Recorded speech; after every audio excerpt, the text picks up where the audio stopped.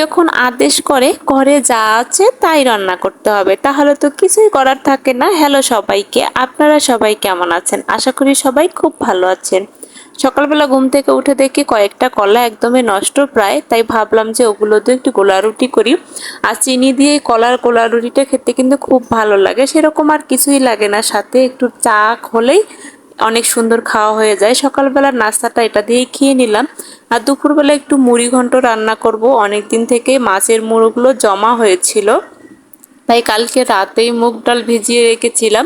মুগ ডালও প্রায় শেষ, অল্প একটু ছিল। আর এই মাছের মাথাগুলো দিয়ে মুগ ডাল রান্না করব। আর এভাবে কিন্তু মুগ ডাল কে কে খেয়েছেন বলুন তো? আমার কিন্তু অনেক ভালো লাগে। যাই হোক, মাছের মাথাগুলোকে ভেজে নিলাম, পেঁয়াজ আদা রসুন বাটা দিয়ে দিলাম, মরিচের গুঁড়া মশলার গুঁড়া সমস্ত কিছু দিয়ে কষিয়ে নিয়ে মুগ ডালটা দিয়ে দিব। আর মুগ ডালটা আমি সকালবেলা ভালো করে ধুয়ে পরিষ্কার করে নিয়েছি।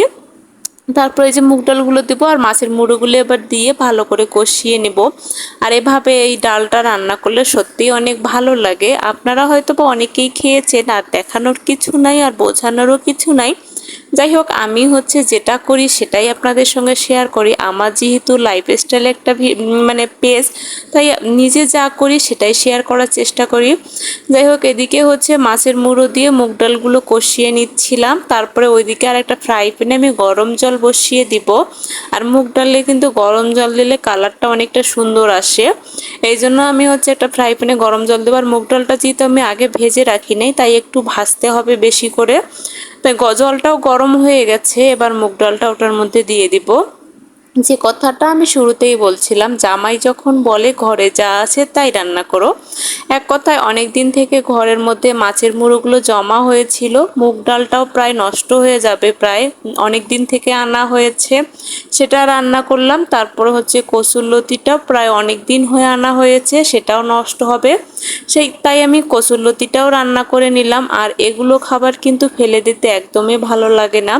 বর্তমানে কিন্তু দ্রব্যমূল্যের অনেক দাম, আর আকাশ ছুঁই ছুঁই দামে কিন্তু খাবার ফেলে দিতে বা নষ্ট করতে একদমই ইচ্ছা করে না। তাই আজকে ফ্রিজে যে খাবারগুলো ছিল সবগুলো বের করে খাওয়া সম্ভব না, তাই কসুরলতিটা বের করে নিলাম। মুগ ডালটা কালকে আমি ভিজিয়ে রেখেছিলাম। আসলে মাছের মুড়োগুলো অনেক দিন থেকে জমা হয়েছিল, তাই ভাবলাম যে মাছের মুড়োগুলো রান্না করে দেই। শ্রোতার বাবা বলছিল যে ফ্রিজের যে খাবারগুলো আছে ওগুলো রান্না করলে খাওয়া হয়, কিন্তু আমি আসলে আলসামুকুরি করি না। আজকে ভাবছিলাম যে না, আজকে সকালবেলা ঘুম থেকে উঠেই কসুরলতিটা বেছে নেব আর এগুলোই রান্না করব। এক কথায় রান্না যদিও ফেলা খাবার, এক কথায় পড়ে থাকা খাবারগুলো রান্না করে নিলাম, তারপরেও কিন্তু খেতে খুবই ভালো হয়েছিল। কসুরলতিটা আমি একটু রস রস রেখে নামিয়ে নিলাম, আর একটু বাগার দিয়ে দিলাম। আর এটাও একটা ফেলে রাখা খাবার, সেটা আম নিয়ে আসা হয়েছিল আচার করার জন্য। সে আমগুলো একদমই পেকে গেছে, কিন্তু আম পেকে গেলে তো আর ফেলে দেওয়ার কোনো অপশন নাই, আমের চাটনি খাওয়া যায়। তাই আমি এই যে চিনি সরিষা দিয়ে একটু চাটনি করে নিচ্ছি, এটা দিয়ে কিন্তু অনেক ভালো খাবার খাওয়া যায়। তো আজকের মতো এ পর্যন্তই।